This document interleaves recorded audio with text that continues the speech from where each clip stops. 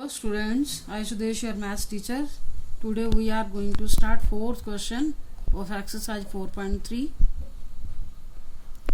पहले हम statement clear करते हैं. इसमें आपको क्वेश्चन में गिवन की स्टेटमेंट गिवन है, इसमें आपको इक्वेशन खुद बनानी है. अब तक जितने भी क्वेश्चन हमने किए हैं इक्वेशन ऑलरेडी बनी हुई थी, लेकिन यहाँ पर आपको स्टेटमेंट गिवन है, इक्वेशन खुद बनानी है और उसके लिए आपको अच्छे से पहले स्टेटमेंट को अंडरस्टैंड करना होगा, तभी आप इक्वेशन बना सकते हैं.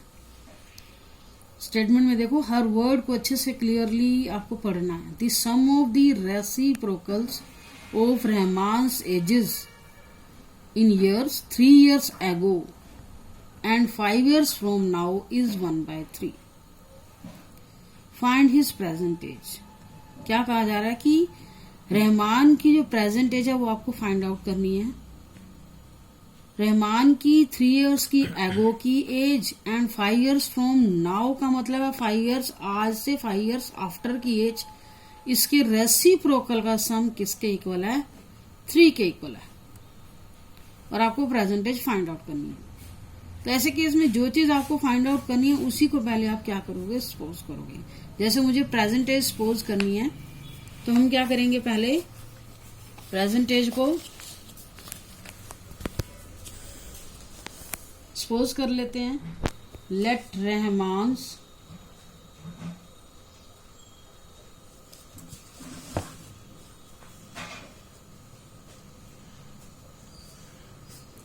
present age is equal to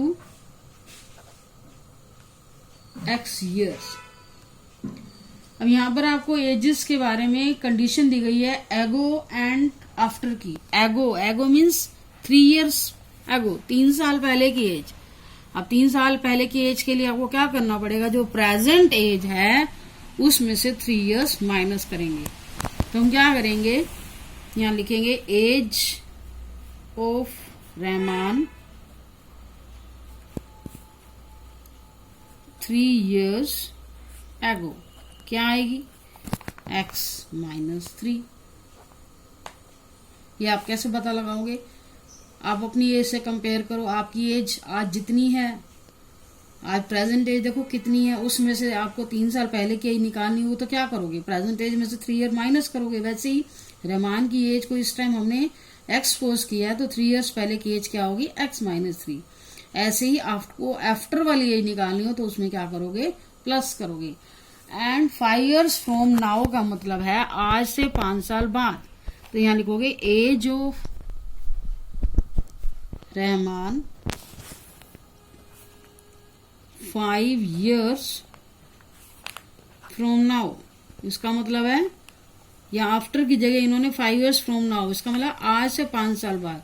तो प्रेजेंट एज में 5 years ऐड कर दोगे. यहां पर आपको years लिखने हैं, शॉर्ट फॉर्म में YS लिख सकते हो. इसके बाद अकॉर्डिंग टू क्वेश्चन करो. इक्वेशन बनाने के लिए इसने सिचुएशन क्या बताई है कि sum of reciprocal of Rahman ages. तो जो आपने एज निकाली है 3 years एगो वाली और 5 years फ्रॉम नाउ वाली, उसके रेसिप्रोकल का सम किसके इक्वल है? 1/3 के इक्वल. तो हम क्या करेंगे? जो एजेस हमने निकाली इसका रेसिप्रोकल, 3 years एगो वाली एज कितनी है? x - 1/3. तो इसका रेसिप्रोकल मीन्स उल्टा करोगे क्या आ जाएगा? 1/x - 3. ऐसे ही दूसरी जो 5 years फ्रॉम नाउ वाली एज है उसका भी रेसिप्रोकल करो. उनका क्या करना है? दोनों का आपस में सम करना है. इसलिए मैंने बीच में क्या लगा दिया? प्लस साइन लगा दिया. और उसकी वैल्यू इन दोनों का टोटल किसके इक्वल रखोगे? 1/3 के इक्वल रखोगे. अब आपको इक्वेशन बनाने के लिए पहले ध्यान रखना है, एलसीएम लो. लेफ्ट हैंड साइड का इक्वेशन बनाओ. x + 5 + x - 3 is equal to 1/3.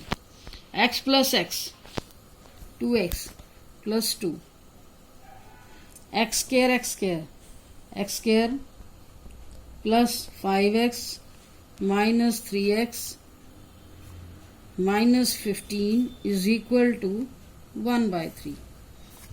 पहले वाले हमारे स्टेप आ गए. जैसे पहले कर रहे थे क्रॉस मल्टीप्लाई करेंगे. 3 × 2x + 2 is equal to 1 × x square.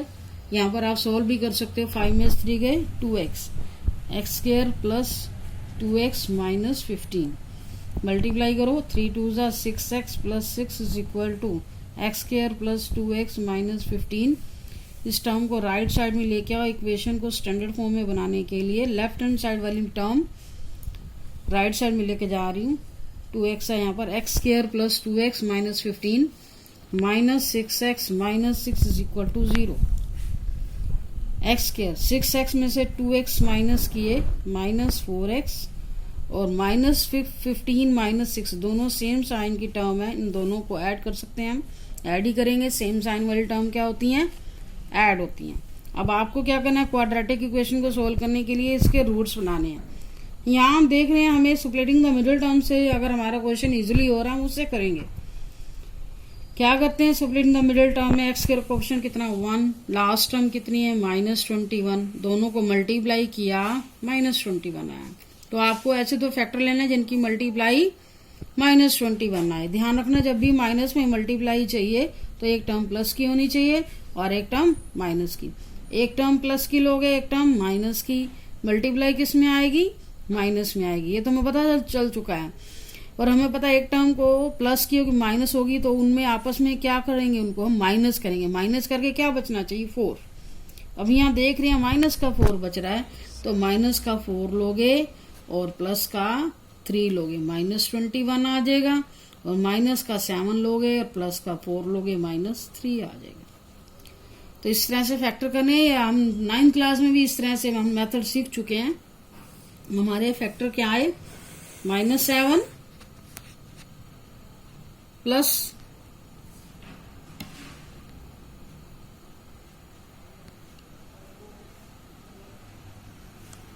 Sorry यहाँ पर आपको 7 में से 3 माइनस करना होगा। यहाँ 4 चाहिए, माइनस का 4 चाहिए। पेयर तो हमने वही लेना है ना, 7 और 3, -7 प्लस 3 पेयर वही ले। उन्हीं दोनों टर्म की मल्टीप्लाई और उन दोनों को आपस में सोल्व करने के बाद मिडिल टर्म आनी चाहिए। 7 में से 3 गए, माइनस का 4। तो यहाँ पर क्या आएगा? X square minus 7x plus 3x minus 21 is equal to 0। Pairing करेंगे फैक्टर बनाने के लिए। x common, x minus 7 plus 3 common, x minus 7 is equal to 0। x minus 7 जो टर्म 2 टाइम है उसे 1 टाइम लिखोगे, x plus 3 is equal to 0। अब आपको क्या करना है? x माइनस 7 दोनों टर्म को, दोनों फैक्टर को, ईच फैक्टर को 0 के इक्वल रखो। x की वैल्यू कितनी आ गई? 7।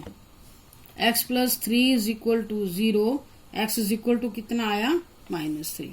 तो हम देख रहे हैं x की वैल्यू 7 आई और -3 आई। अब आप देखोगे x की वैल्यू, देखो यहाँ पर क्वेश्चन के ऊपर डिपेंड करता है, यहाँ दोनों वैल्यू पॉसिबल नहीं है। x हम क्या सपोज करके चले थे? Percentage of Rahman. x क्या थी? रहमान की प्रेजेंटेज। अब एज आपकी माइनस में कभी भी नहीं हो सकती, तो इसलिए ये आंसर क्या आ जाएगा? Not possible. हम आंसर क्या सिलेक्ट करेंगे? x is equal to 7। तो रहमान्स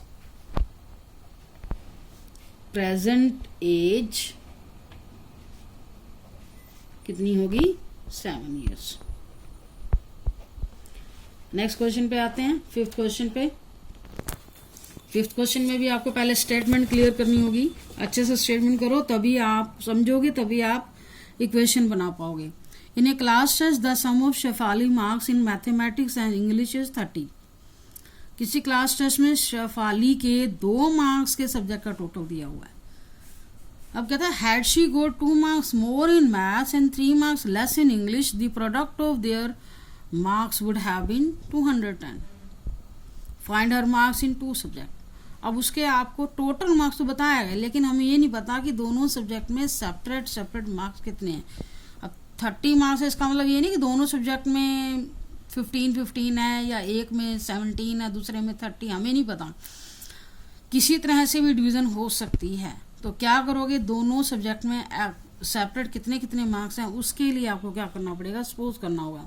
एक सब्जेक्ट के मार्क्स सपोज कर लो। Let marks in mathematics, let marks